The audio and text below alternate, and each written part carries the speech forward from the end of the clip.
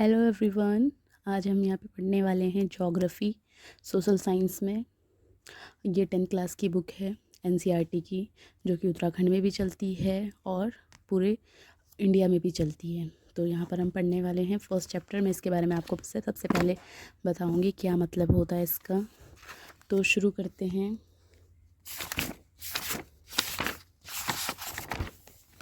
संसाधन एवं विकास। सबसे पहले संसाधन वो चीज़ें होती हैं, वो वस्तुएं होती हैं जो हमारी आवश्यकताओं यानी कि हमारी नीड्स को, हमारी ज़रूरतों को पूरा करती है। इसे हम संसाधन बोलते हैं। एवं विकास, इसमें यहाँ पे संसाधन बताया गया है और इसके साथ विकास यानी कि हम उसका विकास कैसे करते हैं, डेवलपमेंट कैसे करते हैं। तो किसी भी चीज़ का अगर हम विकास करते हैं तो सबसे इम्पोर्टेंट उसमें होता है हमारे पास उसकी टेक्नोलॉजी होनी चाहिए, जिसे हम तकनीकी बोलते हैं। हमारे पास टाइम होना चाहिए, रिसोर्सेज होनी चाहिए कि हम कैसे उस संसाधन को हम उसे और ज़्यादा डेवलप कर सकते हैं।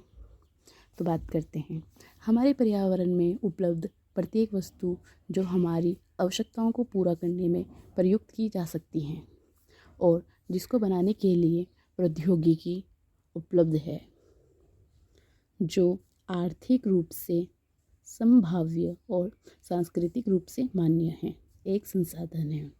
अर्थात जो भी हमारे इन्वायरमेंट में, हमारे पर्यावरण में जो भी चीज़ें प्रेजेंट हैं, उपलब्ध हैं, मौजूद हैं और जो हमारी आवश्यकताओं को यानी कि हमारी ज़िंदगी को आराम देती हैं, उन सबको हम क्या कह सकते हैं? संसाधन कहते हैं। तो संसाधन के बारे में मैं आपको सबसे पहले बता देती हूँ। जैसे कि अभी मैं इस बुक से पढ़ रही हूँ और आपको समझा रही हूँ, तो ये क्या कर रही है? हमारी एक ज़रूरत को पूरा कर रही है। तो हमारी जो ये बुक है, ये पुस्तक है, ये भी क्या हो जाएगी? एक संसाधन हो जाएगा। हमारे पर्यावरण में उपलब्ध वस्तुओं की रूपांतर प्रक्रिया प्रकृति, प्रौद्योगिकी और संस्थाओं के पारस्परिक क्रियात्मक संबंध में निहित है। अब अगर हम संसाधन की बात करें, जो हमारा पर्यावरण में चीज़ें उपलब्ध होती हैं, उसमें हम कैसे बना सकते हैं उन्हें? सबसे पहले हमारे पास ऐसी प्रकृति होनी चाहिए, यानी कि अगर हम कागज़ बनाना चाहते हैं तो हमारे पास पेड़ उपलब्ध होने चाहिए। फिर हमारे पास तकनीकी होनी चाहिए, प्रौद्योगिकी होनी चाहिए कि कैसे हम उसे बनाएंगे। और जो काम करने की जगह होती है, वो एक जगह हमारे पास होनी चाहिए, जिसे हम क्या बोलते हैं? संस्थान। तो इस प्रकार हम किसी भी नई चीज़ का जो हमें हमारी आवश्यकताओं को पूरा करे, उसका निर्माण कर सकते हैं। मानव प्रौद्योगिकी द्वारा प्रकृति के साथ क्रिया करते हैं। जो मानव है, मानव को हम विद्यालय भेजते हैं, यानी कि जो विद्यार्थी होते हैं वो कहाँ जाते हैं? स्कूल जाते हैं। वहाँ पे जाके सीखते हैं, टेक्नोलॉजी सीखते हैं, नई नई प्रकार की प्रौद्योगिकी सीखते हैं, द्वारा प्रकृति के साथ क्रिया करते हैं। और जब एक मानव या एक विद्यार्थी नई नई चीज़ें सीख लेता है टेक्नोलॉजी के साथ, तो वो उसके साथ क्रिया करके यानी कि जो सीखा है उसे वर्किंग में लाकर अपने क्या बोलते हैं उससे नई चीज़ों का निर्माण करते हैं और अपने आर्थिक विकास की गति को तेज करने के लिए संस्थाओं का निर्माण करते हैं। आर्थिक विकास यानी कि जो हमारे पैसे हैं, संपत्ति है, इसको और बढ़ाने के लिए, इसमें तेज़ी लाने के लिए हम क्या करते हैं? ऐसी संस्थाओं का भी निर्माण करते हैं। क्या आप भी अन्य बहुत से लोगों की तरह संसाधनों को प्राकृतिक उपहार समझते हैं? क्या आपको क्या लगता है, जो संसाधन हैं, जो रिसोर्सेज हैं, ये क्या एक गिफ्ट है, नेचर का गिफ्ट है? ऐसा नहीं है। संसाधन मानवीय क्रियाओं का परिणाम है।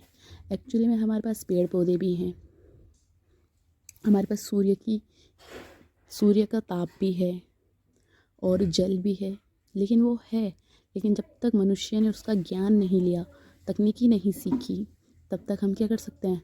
हम उनका यूज़ नहीं कर सकते हैं सही प्रकार से। तो यहाँ पर सिर्फ प्रकृति ही, ये प्रकृति का उपहार ही नहीं है, परंतु मानव की समझ, शिक्षा, तकनीकी समय का परिणाम है संसाधन। तो का ये परिणाम है। मानव स्वयं संसाधनों का महत्वपूर्ण हिस्सा है। वे पर्यावरण में पाए जाने वाले पदार्थों को संसाधनों में परिवर्तित करते हैं। तथा उन्हें प्रयोग करते हैं। अब यहाँ पे बताया जा रहा है जो पर्यावरण में पाया जाता है, जैसे कि क्या पाया जाता है, पेड़ पौधे पाए जाते हैं। अब मानव अपनी ज्ञान से, अपनी तकनीकी से पेड़ पौधों को काट कर उनसे फर्नीचर बनाता है और कागज़ बनाता है। तो यहाँ पर क्या है, ये एक महत्वपूर्ण हिस्सा है मानव, तथा उन्हें प्रयोग करते हैं। और इस प्रकार क्या करते हैं, जब हम फर्नीचर बना देते हैं तो उसके बाद हम उनका इस्तेमाल करते हैं, जिससे हमारी ज़िंदगी को आराम मिलता है। इन संसाधनों का वर्गीकरण निम्न प्रकार से किया जा सकता है। यह जो ये मतलब कैसे इसका क्लासिफिकेशन हो रखा है, वर्गीकरण हो रखा है, यहाँ पर हम बताएंगे। उत्पत्ति के आधार पर जैव और अजीव, यानी कि कोई संसाधन कैसा है, जीवित है तो उसे जैव कहेंगे, और अगर कोई निर्जीव है तो उसे अजैव कहेंगे। समाप्यता के आधार पर नवीकरणीय योग्य है या अनवीकरणीय योग्य है, यानी कि अगर हम किसी चीज़ को पुनः उपयोग कर सकते हैं तो वह नवीकरणीय हो जाएगा, परंतु अगर हम किसी चीज़ को या किसी वस्तु को बहुत समय बाद पुनः यूज़ कर सकते हैं, यानी कि हज़ारों वर्षों बाद, तो वह अनवीकरणीय योग्य हो जाएगा। स्वामित्व के आधार पर, यानी कि उसका मालिक कौन है, ऑनरशिप के आधार पर। व्यक्तिगत है, जैसे कि हमारे गांव में या शहरों में हमारे पास एक ज़मीन होती है तो उसका कौन होता है, एक व्यक्ति मालिक होता है। ऐसे ही जो पार्क वगैरह होते हैं गांव में, वो किसकी होती है, वो पूरे समुदाय की होती है, तो उसे हम क्या बोलेंगे, सामुदायिक। और राष्ट्रीय, जो हमारे देश में सड़कें बनी हुई हैं, यह सब किसके लिए बनी हुई है, सबके लिए बनी हुई है। सार्वजनिक स्कूल बने हुए हैं, यानी कि सरकारी स्कूल, सरकारी अस्पताल, ये सब के लिए बने हैं, तो इसमें हम राष्ट्रीय कहेंगे। और अंतर्राष्ट्रीय में वह आएगा, जैसे कि महासागर होते हैं, उसमें से कोई खनिज वगैरह मिलते हैं, तो यह क्या हो जाएगा, एक अंतर्राष्ट्रीय। विकास के स्तर के आधार पर संभावी, विकसित, भंडार और संचित कोश, यानी कि उससे हमारा कितना विकास हो रहा है। संभावी हम उसे बोलेंगे जो वर्तमान में तो उपयोग नहीं हो रही है, परंतु भविष्य में जिसकी संभावनाएं हैं, उन्हें हम संभावी बोलेंगे। और विकसित, भंडार, यानी कि हमारे पास भंडार परिपूर्ण है, परंतु अभी उपयोग करने के लिए तकनीकी उपलब्ध नहीं है, उन्हें हम भंडार में गिनेंगे। और संचित कोश, यानी कि जो हमने बचा के भी रखा हुआ है, जो संसाधन, जिन्हें हम भविष्य में ज़रूर यूज़ करेंगे, ज़रूर प्रयोग करेंगे, जब हमारे पास अच्छी से तकनीकी होगी, टेक्नोलॉजी होगी। संसाधन एवं विकास, इसको यहाँ पर समझ लिया था इतना। तो अब यहाँ पर हम जो समझने वाले हैं वो है संसाधनों के प्रकार। उत्पत्ति के आधार पर जो संसाधन है वो दो प्रकार के होते हैं, जैव संसाधन एवं अजैव संसाधन। जैव संसाधन, इन संसाधनों की प्राप्ति जैव मंडल से होती है और इनमें जीवन व्याप्त है, जैसे मनुष्य, वनस्पति जात, प्राणी जात, मत्स्य जीवन, पशुधन आदि। जैव संसाधन, यानी कि इन संसाधनों की प्राप्ति हमें कहाँ से हुई है, जैव मंडल। जैव मंडल पृथ्वी का वह भूभाग होता है जहाँ पर वायु, जल और स्थल मिलता है, और जहाँ पर जीवन पाया जाता है उसे हम क्या बोलते हैं, जीवमंडल। और जिनमें क्या होता है, जीवन होता है, जैसे कि मनुष्य, वनस्पति जात यानी कि पेड़ पौधे, प्राणी जात यानी कि जो मनुष्य या फिर जीव जंतु होते हैं जो सांस लेते हैं, एक जगह से दूसरी जगह जाते हैं, उन्हें क्या बोलते हैं, प्राणी जात। मत्स्य जीवन, मछली, पशुधन, गाय, भैंस, बकरी, ये सब क्या होते हैं, सजीव होते हैं। दूसरा यहाँ पर बात करते हैं अजैव संसाधन। वे सारे संसाधन जो निर्जीव वस्तुओं से बने हैं अजैव संसाधन कहलाते हैं। उदाहरणतः चट्टानें और धातुएं। ये वो संसाधन होते हैं जो हमारी आवश्यकताओं को तो पूरा करते ही हैं, परंतु किससे बने होते हैं, निर्जीव होते हैं, जिनमें कोई सांस प्राण नहीं होता है, जिनका विकास नहीं होता है। यानी कि जैसे कि हमारे पास एक पत्थर का टुकड़ा है तो वह क्या होगा, उसमें ग्रोथ, उसमें वृद्धि नहीं होगी, वह वैसा ही रहेगा, यानी कि वह निर्जीव है। और इसी प्रकार धातु होते हैं, सोना, चांदी, ये सब कैसे हैं, निर्जीव होते हैं, जिसमें सांस नहीं होते हैं। दूसरे हमारा जो संसाधन का प्रकार है वह है समाप्यता के आधार पर। जो हमारे दो प्रकार के होते हैं, नवीकरणीय योग्य संसाधन और अनवीकरणीय योग्य संसाधन। सबसे पहले बात करते हैं नवीकरणीय योग्य संसाधन। वे संसाधन जिन्हें भौतिक, रासायनिक या यांत्रिक प्रक्रियाओं द्वारा नवीकृत या पुनः उत्पन्न किया जा सकता है। अर्थात इसमें वो संसाधन होते हैं जिन्हें हम फिज़िकली या केमिकली या फिर और भी अन्य प्रक्रियाओं द्वारा, यानी कि और प्रोसेस द्वारा क्या कर सकते हैं, हम उन्हें नया कर सकते हैं, मॉडिफाई कर सकते हैं और उन्हें क्या कर सकते हैं, रीयूज़ कर सकते हैं। तो उन्हें हम क्या कहते हैं, नवीकरणीय योग्य संसाधन। उदाहरणतः सौर तथा पवन ऊर्जा, जल, वन व वन्य जीवन। इसमें हमारा क्या जाएगा, इसका उदाहरण सूरज है। अब सूरज रोज़ निकलता है, हर दिन निकलता है, तो हमारी सूर्य की ऊर्जा है, यानी कि इसको हम क्या कर सकते हैं, रोज़ रोज़ यूज़ कर सकते हैं। पवन ऊर्जा है, यह पवन भी रोज़ चलती है, तो इसको भी हम यूज़ कर सकते हैं। जल, वन, जल क्या है, पृथ्वी पर इसकी मात्रा आपने सुना होगा कि जल की मात्रा हमेशा सदैव पृथ्वी पर क्या रहती है, एक समान रहती है। जल चक्र चलता रहता है। पहले जल ठोस में होगा, तो ठोस से द्रव बनेगा, फिर गैस बनेगा। इस प्रकार ये प्रक्रिया चलती रहती है और जल का जो मान है, वैल्यू है, वो हमेशा समान रहता है। वन भी हम क्या कर सकते हैं, इसको, ये नवीकरणीय है। और वन्य जीवन, इन संसाधनों को सतत अथवा प्रवाह संसाधनों में विभाजित किया जा सकता है और इनको भी हम किस में क्लासिफाई कर सकते हैं, सतत में, जो हमेशा साथ साथ चलते रहे, और प्रवाह संसाधन में भी। अब यहाँ पर दूसरे की बात करते हैं, अनवीकरणीय योग्य संसाधन। इन संसाधनों का विकास एक लंबे भूवैज्ञानिक अंतराल में होता है, यानी कि जो ये अनवीकरणीय संसाधन है, इनको हम नवीकरणीय तो कर सकते हैं, परंतु एक समय सीमा के अंतराल में कर सकते हैं। ये नहीं कि मतलब ये रोज़ होगा या 24 घंटे के बाद होगा। इसको हम इसमें नवीकरणीय करेंगे जब, तो उसमें कई सौ लाख वर्ष भी लग सकते हैं। खनिज और जीवाश्म ईंधन इस प्रकार के संसाधनों के उदाहरण हैं। तो इसमें क्या होगा, जब कोई जीव मरेगा और फिर वो मिट्टी में दबकर उससे जो उसके शरीर से जो तेल वगैरह बनेगा, वो बहुत ही एक लंबी प्रक्रिया द्वारा होता है। तो इसलिए हम इसको अनवीकरणीय योग्य संसाधन भी कहते हैं। इनके बनने में लाखों वर्ष लग जाते हैं और इन्हें बनने में लाखों वर्ष लग जाते हैं, इसलिए हम इसे अनवीकरणीय कह सकते हैं।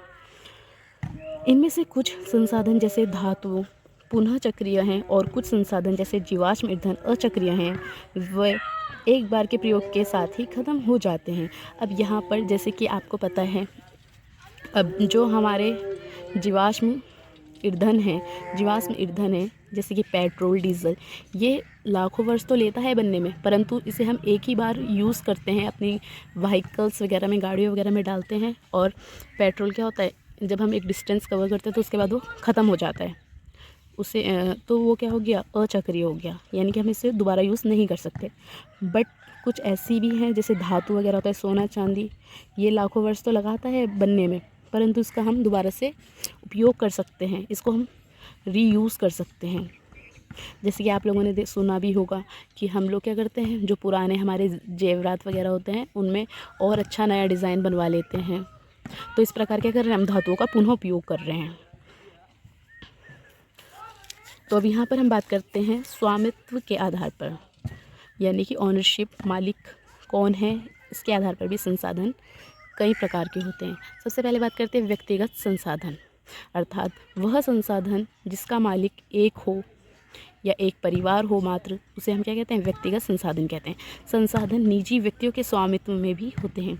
बहुत से किसानों के पास सरकार द्वारा अवांटित भूमि होती है, जिसके बदले में वे सरकार के लगान चुकाते हैं। अर्थात सरकार की ज़मीन तो है, परंतु वो किसी किसानों के पास होती है, जिसके बदले वो क्या करते हैं, कर या लगान चुकाते हैं। गांव में बहुत से लोग भूमि के स्वामी भी होते हैं, और गांव में क्या होता है, लोगों के अपनी ज़मीनें भी होती हैं, और बहुत से लोग भूमिहीन भी होते हैं। अब आप लोगों ने देखा होगा कि देश में बहुत असमानताएँ हैं, कोई अमीर है, कोई गरीब है, तो किसी पे ज़मीन है, किसी पे नहीं है। तो इसमें भी हम देख सकते हैं। शहरों में लोग भूखंड, घरों व अन्य जायदाद के मालिक होते हैं। बाग, चारागाह, तालाब और कुएं का जल आदि संसाधनों के निजी स्वामित्व के कुछ उदाहरण हैं। अब आपने देखा होगा, कुछ लोगों के निजी बाग होते हैं अपने, कुछ के अपने तालाब वगैरह होते हैं, कुएं होते हैं। तो ये सब किसके उदाहरण में आएगा, व्यक्तिगत संसाधन में। अपने परिवार के संसाधनों की एक सूची और तैयार कीजिए। यहाँ पर ये आपको एक एक्टिविटी दे रहे हैं कि हमारे पास अपना अपना क्या क्या सामान होता है, क्या क्या संसाधन होते हैं, इसकी एक सूची तैयार करनी है। अब यहाँ पर दूसरी बात करते हैं सामुदायिक स्वामित्व वाले संसाधन। ये संसाधन समुदाय के सभी सदस्यों को उपलब्ध होते हैं, यानी कि कोई भी समुदाय जैसे हिंदू, मुस्लिम इत्यादि, या फिर कोई भी समुदाय है जिसमें क्या होता है, समुदाय के सभी लोग उसके मालिक होते हैं, कोई एक खास व्यक्ति नहीं होता है। गांव की शामिलात भूमि, चारण भूमि, शमशान भूमि, तालाब इत्यादि, यानी कि जो ऐसी भूमि पर तालाब होगा जहाँ पर 2-3 की ज़मीनें जिसमें होंगी तो वो क्या हो जाएगा, गांव का हो जाएगा, यानी कि उसमें मिल बांट कर लोग पानी लेंगे। और जैसे शमशान भूमि है, सभी की होती है, किसी एक विशेष व्यक्ति की नहीं होती है। ऐसे ही चारण भूमि भी होती है, जो ग्राउंड होते हैं खेलने वाले, उसमें भी क्या होता है, सभी खेलते हैं, कोई स्पेशल कोई नहीं खेलता है। और नगरीय क्षेत्रों में, अब ये तो गांव की बात हो गई, अब नगरीय क्षेत्रों में क्या होता है, वहाँ पर सार्वजनिक पार्क होते हैं, पिकनिक स्थल होते हैं और खेल के मैदान होते हैं, वहाँ रहने वाले सभी लोगों के लिए उपलब्ध हैं। अब जो भी वहाँ पे रहता है वो किसके लिए है, सबके लिए उपलब्ध होते हैं। अब राष्ट्रीय संसाधन, तकनीकी तौर पर देश में पाए जाने वाले सारे संसाधन राष्ट्रीय हैं। अगर हम एक तरीके से देखें तो क्या है, देश में जो भी चीज़ें हैं, जो भी संसाधन है, वो सब क्या हैं, राष्ट्रीय संसाधन है। देश की सरकार को कानूनी अधिकार है कि वह व्यक्तिगत संसाधनों को भी आम जनता के हित में अधिकृत कर सकती है। और जो हमारी देश है, इसकी सरकार को यह अधिकार है, कानूनी अधिकार है कि वह सभी लोगों को संसाधनों का लाभ दे। आपने देखा होगा कि सड़कें, नहरें और रेल लाइनें व्यक्तिगत स्वामित्व वाले खेतों में भी बनी हुई हैं, यानी कि जो नहरें होती हैं, सड़कें होती हैं, रेल लाइनें होती हैं, ये किसी एक व्यक्ति विशेष के लिए नहीं होती है, सबके लिए होती हैं। तो ये लोगों के खेतों में बनी होती हैं, तो इन्हें हम क्या बोलेंगे, इनको हम क्या बोलते हैं, राष्ट्रीय संसाधन है। भले ही वो क्या होता है, जो खेत है वो किसी एक व्यक्ति का होगा, व्यक्तिगत स्वामित्व होगा, परंतु वो सभी के यूज़ के लिए बन रही है, सबके प्रयोग के लिए बन रही है, जिसके बदले सरकार उन्हें पैसे भी देती है, जो व्यक्तिगत स्वामित्व होते हैं उन्हें। तो इन्हें हम सबको क्या बोलेंगे, राष्ट्रीय संसाधन। शहरी विकास प्राधिकरणों को सरकार ने भूमि अधिग्रहण का अधिकार दिया हुआ है, और जो शहर में ज़मीन से रिलेटेड जो भी अधिकार हैं वो किसके पास होते हैं, शहरी विकास प्राधिकरणों के पास होते हैं। सारे खनिज पदार्थ, जल संसाधन, वन्य जीवन, राजनीतिक सीमाओं के अंदर सारी भूमि और 12 समुद्री मील यानी कि 22.2 किलोमीटर तक महासागरीय क्षेत्र, भू भागीय समुद्र व इसमें पाए जाने वाले संसाधन राष्ट्र की संपदा है। अब यहाँ पर ये बात कर रहे हैं कि जो भी देश में जल पाया जाता है, या वन पाए जाते हैं, या खनिज पाए जाते हैं, या जो भी हमारे देश की बाउंड्री के अंदर पाया जाता है, वो सब क्या है, सबका है, वो सार्वजनिक है, किसी विशेष व्यक्ति का नहीं है, वो राष्ट्रीय संसाधन है। और जैसे कि हमारे देश, ये केरला वगैरह एंड होता है, यहाँ पे एक ऐसे जो हमारे देश की सीमाएं हैं, उससे 22.2 किलोमीटर की दूरी तक जो महासागरीय क्षेत्र है वो भी हमारे देश के अंडर ही आता है। तो वो सब किसका हो जाएगा, राष्ट्रीय संसाधन हो जाएगा। अब यहाँ पर बात करते हैं अंतर्राष्ट्रीय संसाधन की। कुछ अंतर्राष्ट्रीय संस्थाएं संसाधनों को नियंत्रित करती हैं। अब आपने देखा कि सबसे पहले हमने देखा कि व्यक्तिगत, यानी कि किसी एक व्यक्ति जो किसी ज़मीन का मालिक है उसे हम व्यक्तिगत संसाधन कहेंगे। सामुदायिक, जो कि सारे समुदाय के लिए कोई भी संसाधन यूज़ होता है या प्रयोग में आता है तो उसे सामुदायिक कहते हैं। तीसरा हमने देखा राष्ट्रीय संसाधन, यानी कि जैसे सड़क, रेल की पटरी, ये सब सभी देश के लोग यूज़ करते हैं तो इसे हम राष्ट्रीय संसाधन कहेंगे। अब अंतर्राष्ट्रीय संसाधन, वह संसाधन जो क्या होते हैं, अंतर्राष्ट्रीय संस्थाएं संसाधनों को नियंत्रित करती हैं। जैसे कि महासागरों इत्यादि में खनिज वगैरह मिलते हैं, तो महासागर किसी एक का नहीं होता विशेष का, तो जो वहाँ पे संसाधन मिलते हैं, यानी कि जो खनिज वगैरह मिलते हैं, वो क्या होते हैं, सभी के होते हैं, जो भी विश्व में देश पाए जाते हैं। तो इन्हें नियंत्रण कौन करता है, अंतर्राष्ट्रीय संस्थाएं। तट रेखा से 200 समुद्री मील की दूरी से परे खुले महासागरीय संसाधनों पर किसी देश का अधिकार नहीं है। यानी कि अगर किसी की तटीय रेखा, किसी भी देश की तटीय रेखा से अगर कोई 200 समुद्री मील की दूरी पर है, तो उसके बाद किसी विशेष देश का अधिकार नहीं होगा समुद्र पर। तो उसका अधिकार क्या होगा, वो जो समुद्र है उस पर किसका अधिकार होगा, सभी का अधिकार होगा। इन संसाधनों को अंतर्राष्ट्रीय संस्थाओं की सहमति के बिना उपयोग नहीं किया जा सकता। अगर वहाँ पे आपको कोई खनिज मिल रहा है या पेट्रोल मिल रहा है या कुछ भी मिल रहा है तो उसको हम क्या करेंगे, अंतर्राष्ट्रीय संस्थाओं की सहमति लेकर ही यूज़ कर सकते हैं। मतलब कोई देश अगर उसे यूज़ कर रहा है तो इसका हम उपयोग करेंगे अंतर्राष्ट्रीय संस्थाओं का। अब यहाँ पर देखिए, क्या आप जानते हैं कि भारत के पास अपवर्जक आर्थिक क्षेत्र से दूर हिंद महासागर की तलहटी में मैंगनीज ग्रंथियों का खनन करने का अधिकार है। कुछ अन्य अंतर्राष्ट्रीय संस्थानों की पहचान करें। अब यहाँ पर बता रहे हैं कि मैंगनीज ग्रंथियाँ निकलती हैं जो हिंद महासागर में, और फिर वो आपको एक्टिविटी करने के लिए कह रहे हैं कि ऐसा आप ढूंढ के बताइए कि और कहाँ पे अंतर्राष्ट्रीय संसाधनों की मौजूद हैं। अब यहाँ पर बात करते हैं विकास के स्तर के आधार पर संभावित संसाधन। यह वे संसाधन हैं जो किसी प्रदेश में विद्यमान होते हैं परंतु इनका उपयोग नहीं किया गया है। उदाहरण के तौर पर भारत के पश्चिमी भाग विशेषकर राजस्थान और गुजरात में पवन और सौर ऊर्जा संसाधनों की अपार संभावनाएं, परंतु इनका सही ढंग से विकास नहीं हुआ है। संभावित संसाधन वो संसाधन होते हैं जो उपलब्ध तो हैं परंतु इनका उपयोग नहीं किया गया है। क्यों नहीं किया गया है? क्योंकि तकनीकी नहीं है। उदाहरण के तौर पर भारत के पश्चिमी भाग विशेषकर राजस्थान और गुजरात में पवन और सौर ऊर्जा संसाधनों की अपार संभावनाएं, मतलब वहाँ पर बहुत ही ज़्यादा सौर ऊर्जा भी है और पवन ऊर्जा भी है, परंतु क्या है, इनका सही ढंग से विकास नहीं हुआ है। अभी वहाँ पे सही से मतलब टेक्नोलॉजी नहीं आ पाई है तो उसका विकास भी नहीं हुआ है और ना यूज़ हुआ है। अब दूसरा यहाँ पे बात करते हैं विकसित संसाधन। वे संसाधन जिनका सर्वेक्षण किया जा चुका है और उनके उपयोग की गुणवत्ता और मात्रा निर्धारित की जा चुकी है। यानी कि वे संसाधन जिनका क्या किया गया है, कंजर्वेशन किया गया है, सर्वेक्षण किया जा चुका है। सर्वेक्षण अलग होता है। जिनका क्या किया जा चुका है, मतलब जो हमने खोजबीन करी जा चुकी है जिनकी, और उनकी गुणवत्ता भी और मात्रा भी निर्धारित करी जा चुकी है, विकसित संसाधन कहलाते हैं। संसाधनों का विकास प्रौद्योगिकी और उसकी संभाव्यता के स्तर पर निर्भर करता है। अब हमारे पास कितनी टेक्नोलॉजी है, कितने हमारे पास वो मौजूद है वो संसाधन, तभी हम उसे क्या बोलेंगे, विकसित संसाधन कहेंगे। अब दूसरा है जो हमारा है वो है भंडार। पर्यावरण में उपलब्ध वे पदार्थ जो मानव की आवश्यकताओं की पूर्ति कर सकते हैं परंतु उपयुक्त प्रौद्योगिकी के अभाव में उसकी पहुंच से बाहर हैं। यानी कि पर्यावरण में तो उपलब्ध है वो, परंतु उसके पास उसकी तकनीकी यानी कि उसकी प्रौद्योगिकी हमारे पास नहीं है कि उसे हम कैसे यूज़ करें, तो उसे हम किस में रखते हैं, भंडार में। उदाहरण के लिए जल दो गैसों हाइड्रोजन और ऑक्सीजन का यौगिक है, यानी कि वो किसका मिक्सचर है, जो जल होता है H2O वो किसका होता है, H2O यानी कि हाइड्रोजन प्लस ऑक्सीजन, इन दोनों का मिश्रण है, दो गैसों का। हाइड्रोजन ऊर्जा का मुख्य स्रोत बन सकता है, यानी कि हाइड्रोजन से क्या कर सकते हैं हम, हीट या फिर क्या बोलते हैं, ऊर्जा बना सकते हैं, परंतु हमारे पास क्या है, टेक्नोलॉजी नहीं है, अभी प्रौद्योगिकी नहीं है। परंतु इस उद्देश्य से इसका प्रयोग करने के लिए हमारे पास उन्नत तकनीकी ज्ञान नहीं है, बस हमारे पास नॉलेज नहीं है, अभी तकनीकी नहीं है, तो इसलिए हम इसका यूज़ नहीं कर सकते। अब है संचित कोष। यह संसाधन भंडार का ही हिस्सा है जिन्हें उपलब्ध तकनीकी ज्ञान की सहायता से प्रयोग में लाया जा सकता है, परंतु इनका उपयोग अभी आरंभ नहीं हुआ है। इनका उपयोग भविष्य में आवश्यकता पूर्ति के लिए किया जा सकता है।